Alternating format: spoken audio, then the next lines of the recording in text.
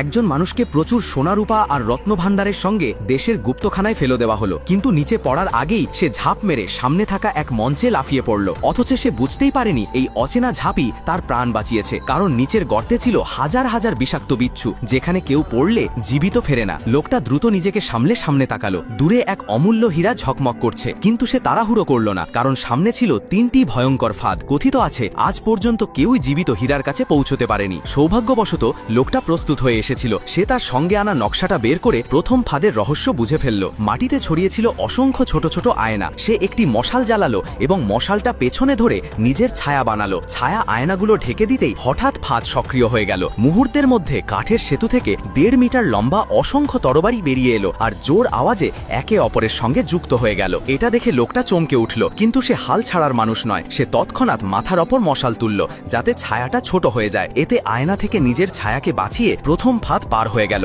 কাজটা সহজ হওয়ায় সে কিছুটা অসতর্ক হয়ে পড়ল। দ্বিতীয় ফাঁদে মাটিতে গোল গোল ঘের ছিল। সে ভেবেছিল শুধু এই ঘের এড়িয়ে গেলেই হবে, কিন্তু হঠাৎ পেছনের ঘের ধসে নামতে শুরু করলো। এরই মধ্যে দেরি হয়ে গেছে। দুই পাশে থাকা মূর্তিগুলো ঘুরে গিয়ে তার ওপর আঘাত করতে শুরু করলো। লোকটা চটপটে ভাবে নিজেকে বাঁচালো এবং শেষ মুহূর্তে লম্বা লাফ মেরে দ্বিতীয় ফাঁদের শেষ প্রান্তে পৌঁছালো। ঠিক বের হওয়ার মুহূর্তে দুটো ধারালো তরবারি তার গলার পাশ দিয়ে শো শো করে চলে গেল। সামান্য ভুল হলেই তার মাথা কেটে যেত। এবার সে হীরাটাকে একেবারে কাছে দেখে খুশি হলো, কিন্তু সঙ্গে সঙ্গেই ভয় পেয়ে গেল, কারণ নকশায় তৃতীয় ফাঁদের কোনো উল্লেখ নেই। তবুও খাজানা এত কাছে দেখে সে ঝুঁকি নেওয়ার সিদ্ধান্ত নিল। তৃতীয় পায়ে পা দিতেই কাঠের সেতু একে একে নিচে ভেঙে পড়তে লাগলো। আর কোনো উপায় না দেখে সে প্রাণপণে দৌড়াতে লাগলো। শেষ প্রান্তে পৌঁছে এক লম্বা লাফ মেরে হীরাটাকে ধরে ফেললো এবং নিচে গুপ্তধনের উপর পড়ে গেল। নিচে পড়তেই সব বিচ্ছু তার দিকে ছুটে এলো, কিন্তু হীরার উজ্জ্বল আলোয় তারা আতঙ্কে ভয় পেয়ে পালিয়ে গেল।